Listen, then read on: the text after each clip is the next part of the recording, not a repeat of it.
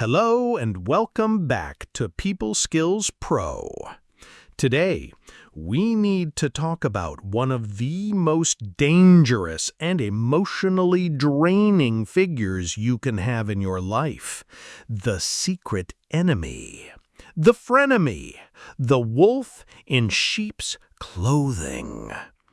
This isn't the overt villain from a movie who announces their evil plans. This is someone much more insidious.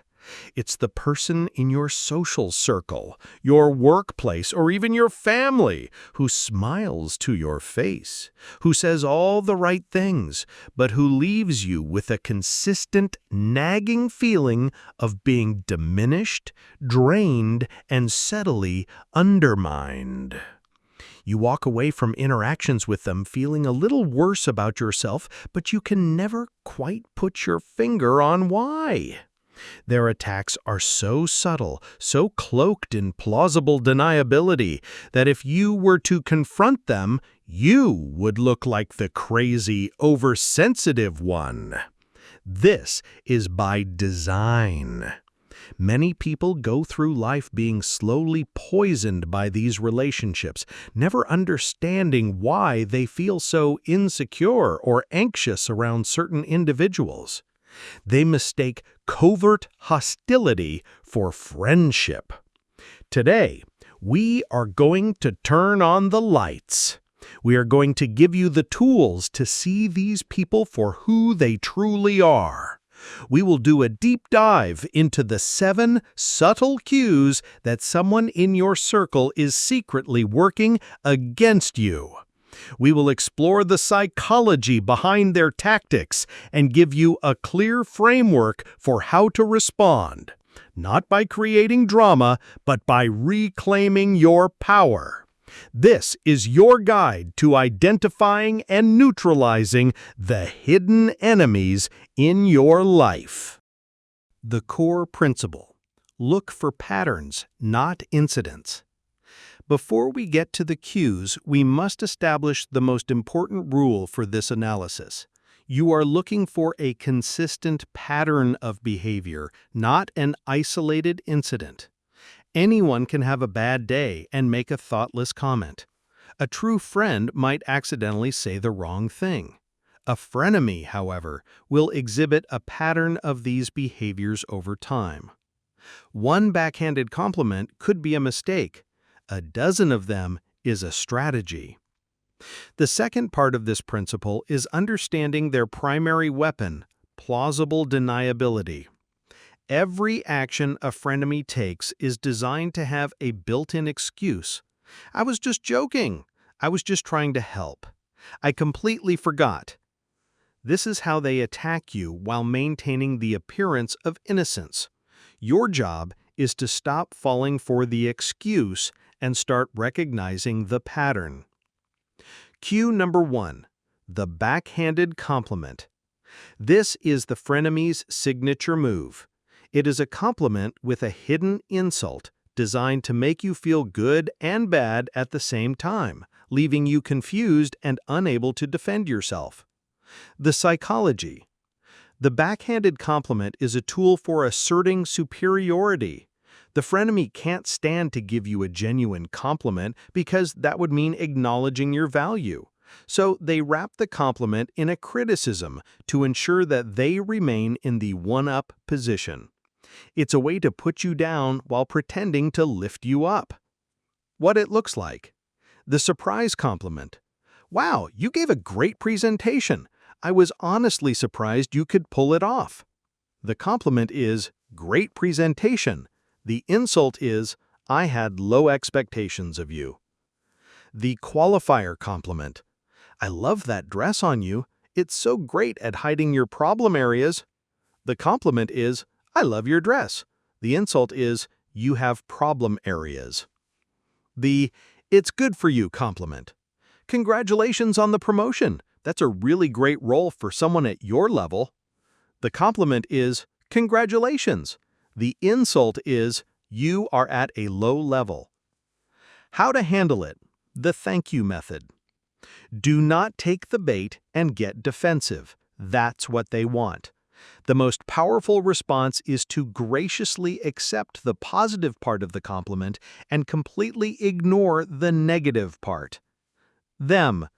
That presentation was great. I'm surprised you pulled it off. You, with a warm, confident smile. Thank you. I'm really proud of how it turned out. By refusing to acknowledge the insult, you deflate its power. You accept the compliment on your own terms and move on, leaving them with their poison. Cue number 2. They are a conduit for negative gossip. This is a very sophisticated and manipulative tactic.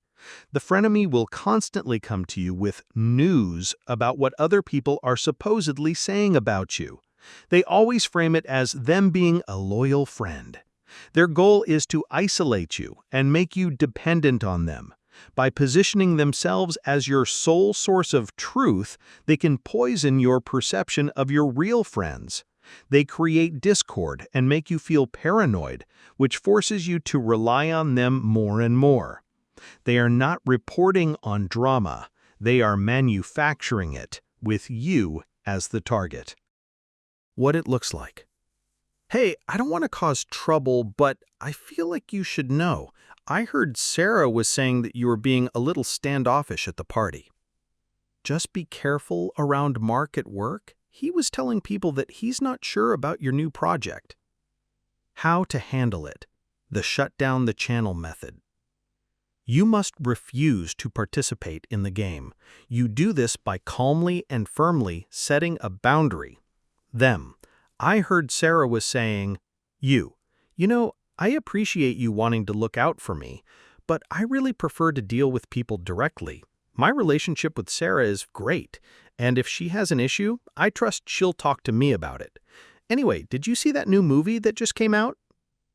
You have done 2 things here. You have shown loyalty to your actual friend, Sarah, and you have communicated to the frenemy that you are not a willing audience for their gossip. Do this once or twice, and they will stop seeing you as a viable target for this tactic. Cue number 3. They consistently diminish your successes. You come to them with good news, something you're genuinely excited about, and they consistently find a way to deflate your joy. The psychology. Your success is a direct threat to a frenemy's fragile ego. They operate from a scarcity mindset, believing that there is a limited amount of success and happiness to go around. Your win feels like their loss. Therefore, they cannot genuinely celebrate with you. They must find a way to minimize your achievement to make themselves feel better. What it looks like. The minimizer. You. I finally hit my sales goal for the quarter. Them. Oh, cool. Yeah, the targets were pretty low this quarter, right? You. I'm so excited we just booked our tickets to Italy. Them. Nice. Did I tell you about the amazing deal I just got on my new car? You. I can't believe I got the promotion. Them. Wow, you got so lucky. Dave was out sick during the final interviews, right? How to handle it. The disengage and distance method. You cannot force someone to be happy for you. Trying to convince them that your achievement is valid is a waste of energy. The only solution is to recognize this pattern and stop sharing your good news with them. Step 1. Recognize the pattern. See their reaction not as a reflection of your achievement, but as a reflection of their own insecurity. Step 2. Stop sharing. Your wins are precious. Share them with people who will genuinely amplify your joy, not diminish it. This person is not in that circle. Cue number 4. Their humor has a cruel edge. Their jokes at your expense always seem to land just a little too hard. They often target a known insecurity or a past mistake, and they are usually delivered in front of an audience. The psychology. This is classic aggression disguised as humor. It's a way for them to put you down, embarrass you, and assert social dominance in a way that has plausible deniability. If you get upset, they can immediately deploy their favorite defense. "What's the matter? Can't you take a joke?" This is a gaslighting technique designed to make you feel like your valid emotional response is the problem, not their cruel comment. What it looks like. Remember that time you completely bombed that presentation? Man, I still cringe thinking about it. Haha, just kidding. Don't ask him for dating advice. His last 3 relationships ended in disaster. Just plain, buddy. How to handle it.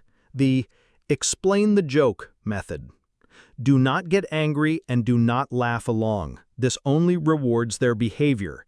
The most powerful way to disarm this tactic is to calmly and neutrally put the spotlight on them.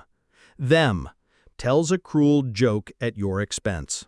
You hold eye contact, do not smile, and say in a calm, curious tone, "I don't get it. Can you explain what's funny about that?" This is a brilliant move. It forces them to deconstruct their joke in front of everyone. They either have to admit its cruel premise like, "Well, it's funny because you failed," or they have to backtrack and stammer, completely losing their social power. The joke is no longer funny, it's just awkward, and they will think twice before trying it again. Cue number 5. They use helpful sabotage.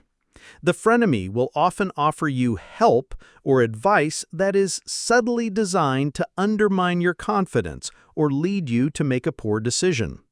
The psychology. This is a sophisticated tactic because it allows them to maintain the perfect cover of a supportive friend while actively working against your best interests. They are planting seeds of doubt and insecurity under the guise of caring. What it looks like.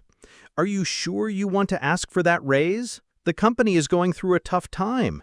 It might make you look greedy and out of touch. I'm just looking out for you.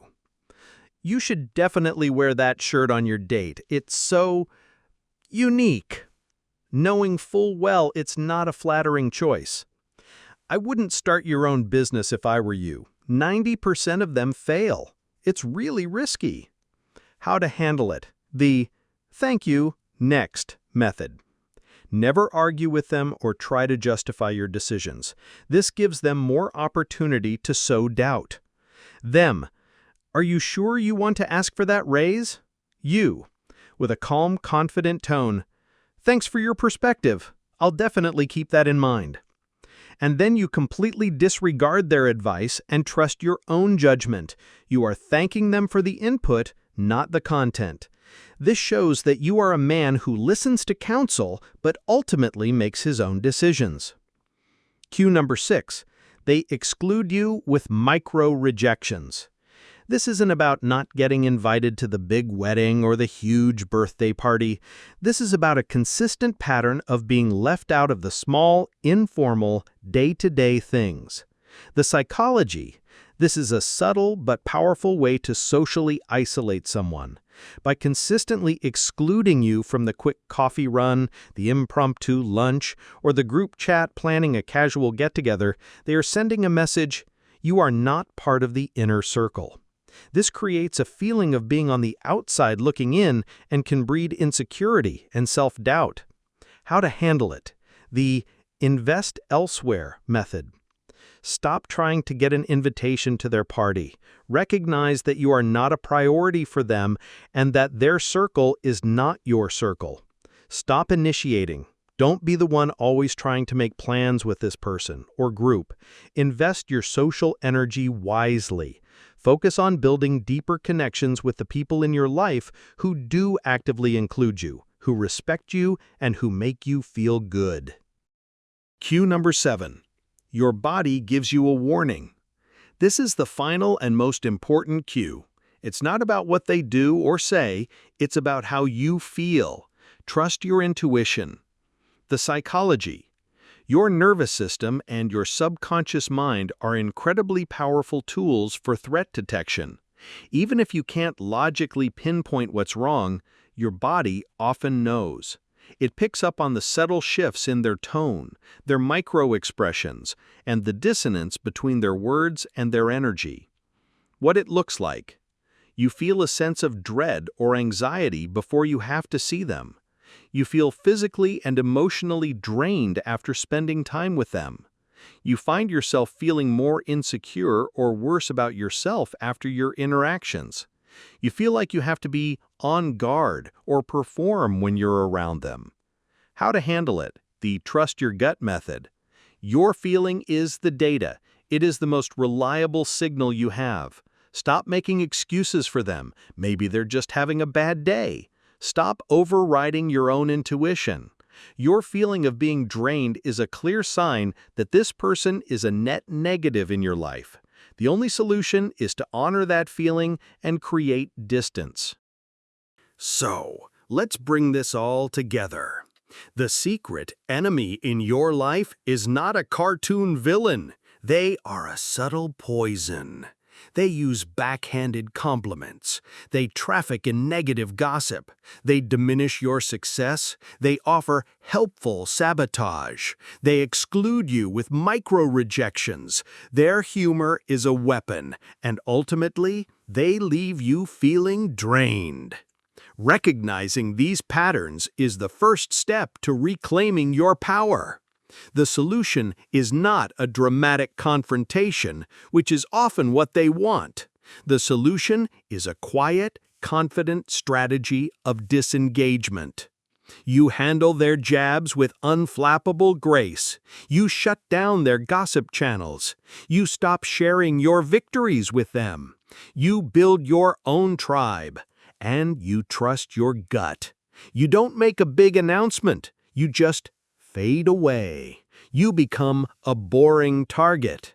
You invest your precious time and energy in the people who genuinely celebrate you, support you, and lift you higher. By learning to see these subtle cues, you become the guardian of your own peace and the architect of a healthier, more supportive social life.